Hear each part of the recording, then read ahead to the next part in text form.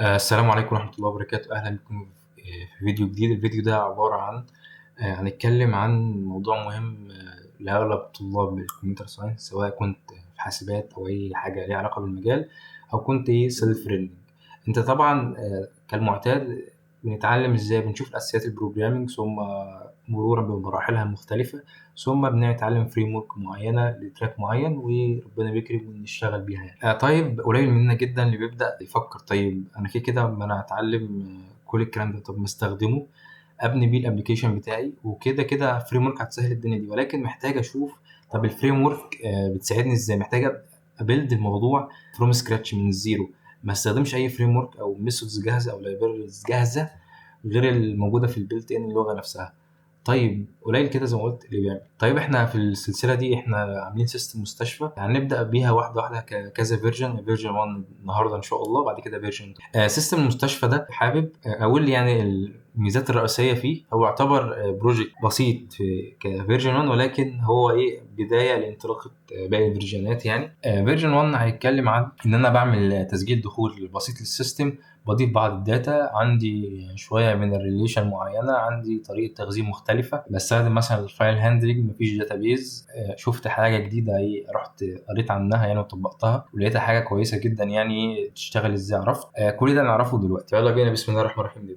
طيب ده البروجكت. طبعا انا شغال بلغه الجافا حاليا في البروجكت. طيب البروجكت بيتكلم عن ايه؟ انت دلوقتي عندك دكتور وعندك ممرض وعندك ريسبشن، عندك مريض، انت عايز تربطهم بشكل معين. انت ادمن المستشفى، المدير بتاعها، فانت من حقك تضيف الدكاتره والممرضين والريسبشنز اللي هم بتوع الاستقبال، ثم الريسبشن هم بيضيفوا المرضى. انا ماشي بالسيكونس ده. عندي ادمن وعندي ريسبشن. تمام تمام. نخش لتاني جزء. طيب التخزين بتاعها. طبعا انت لما تعمل اي حاجه بدون داتابيز فانت بتشتغل في الميموري. اول ما تقفل البرنامج كل الكلام ده راح. عشان اثبت الداتا دي استخدمت الفايل هاندلنج. تمام. الفايل هاندلنج هو لا يغنى عن الداتابيز، ولكن هو بدايه لفهم انت ممكن ازاي تستخدم تخزين يعني غير داتابيز، وازاي تعمله بايدك. ممكن يفيدك في حاجه تانية قدام، ولكن مش في حته التخزين بتاعت بيانات كبيره مثلا. داتابيز افضل، وده هنشوفه قدام يعني. طيب نبدأ بالبروجكت بتاعنا. هو حاجة بسيطة جدا. كمين ميثودز والمين كلاس فوق يعني. يعني حاطط فيها اللوجيك اللي هو بعض الفانكشن يعني والميثودز اللي هي بتنفعني يعني. ولكن الكور ميثودز والاتريبيوتس والليلة دي كلها موجودة في الكلاسات والريليشن ما بينها زي ما هنشوف دلوقتي. طيب اكتر حاجة بتفهم البروجكت زي ما احنا عارفين اليو ام ال، فده اليو ام ال اللي انا عامله. طيب احنا طبعا هنبدأ بالبيرسون.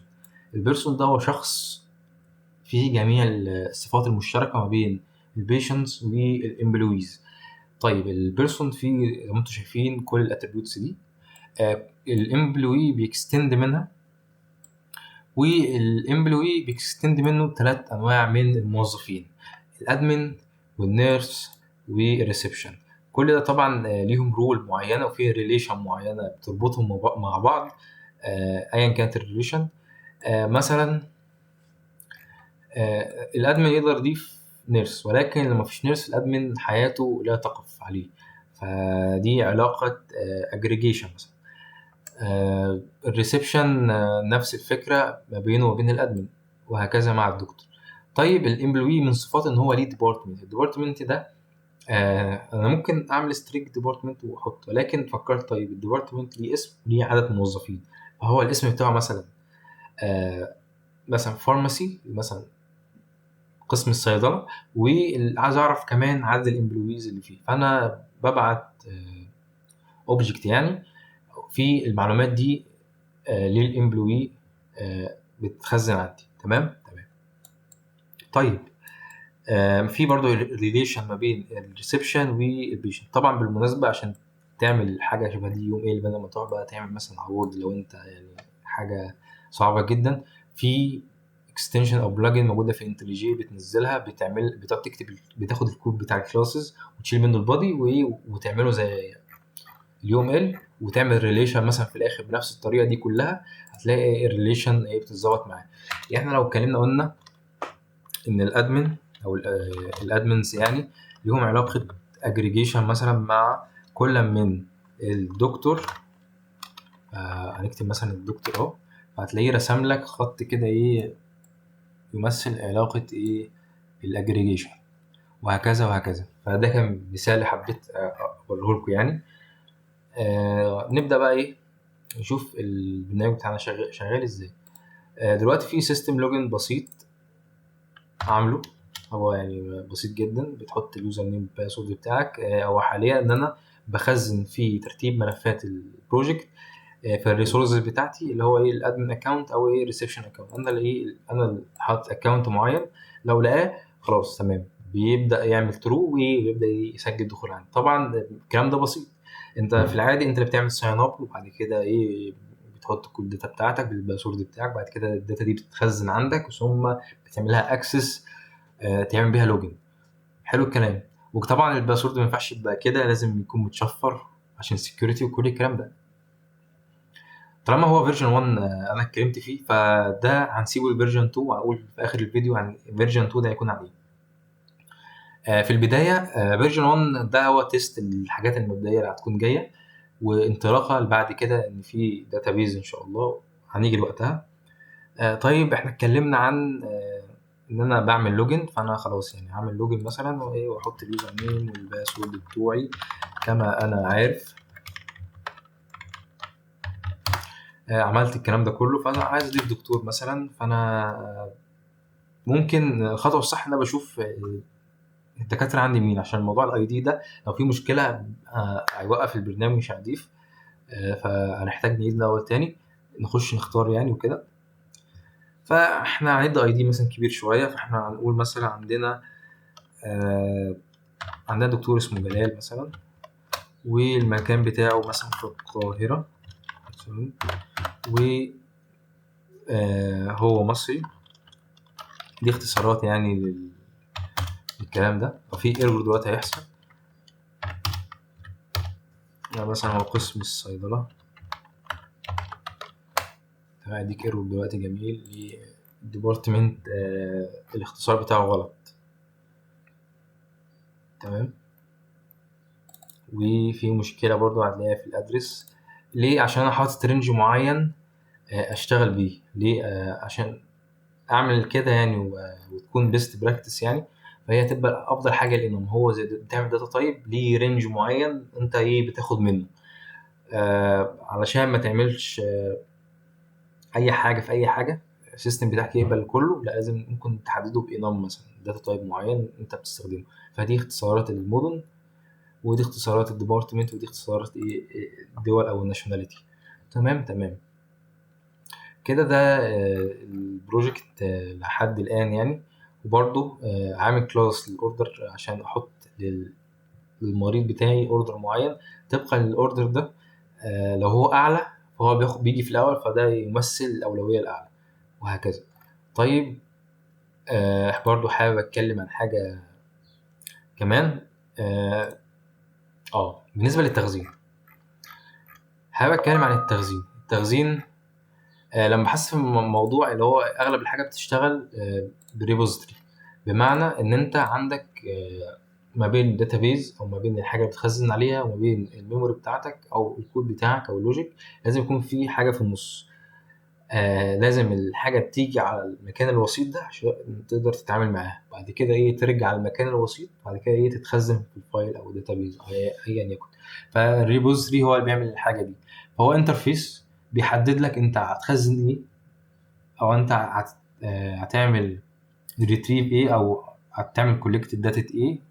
فانت بتحدده ده في الانترفيس بتاعك. بعد كده بتخش تعمل له امبلمنتيشن في مثلا سميناه فايل هوسبيتال ريبوزيتوري، وبيعمل امبلمنت للريبوزيتوري، وبيعمل امبلمنت للسيزراليزيشن. هنجيلها دلوقتي.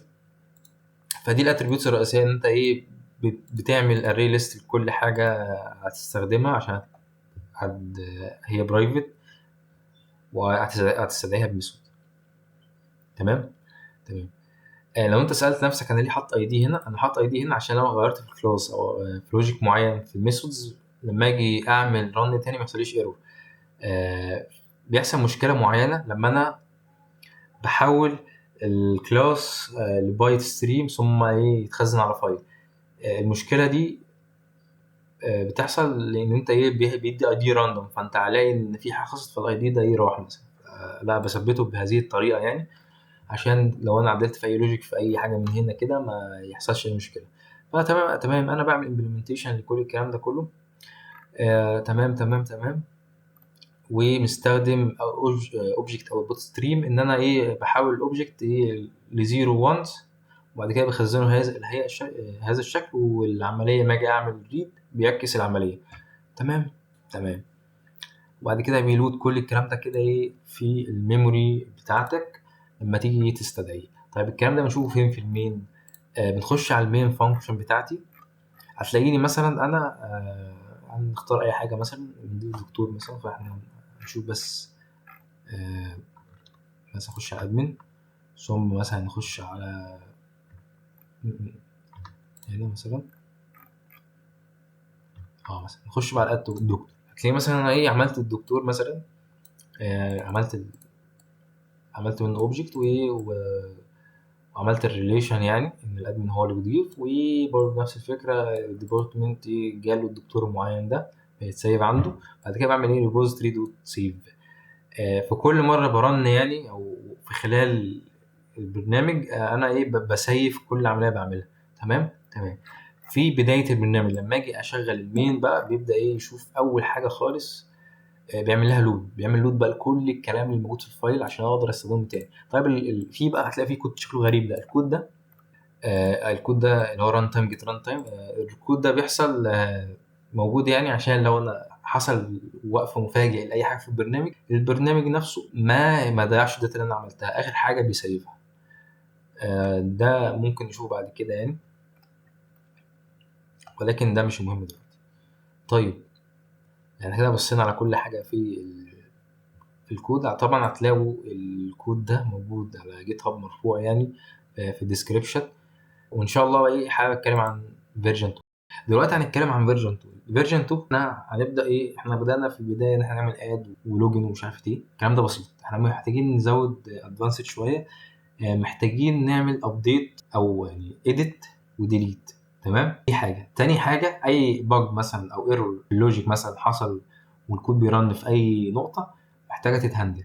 دي رقم 2. رقم 3 هنربطه بداتابيز وهنشوف البيست براكتس بدون فريم ورك ازاي نربط داتابيز بشكل efficiency يعني. تمام تمام. وهنشوف بقى وقت بيلد التيبل. ممكن الفيديو فيرجن 2 يعمل على جزئين: الجزء وانا ببيلد داتابيز بناء على اللوجيك اللي انا عايز اعمله، وجزء وانا بعمل ربط بالداتابيز. فهنشوف هنعمل ايه. هنزل الفيديوهات على القناه. تمام كده الفيديو بتاعنا خلص لحد دلوقتي. شكرا للمشاهده. لو انت استفدت اي حاجه او حابب تفيد باي حاجه اكتب لنا رايك برضو في التعليقات، والسلام عليكم.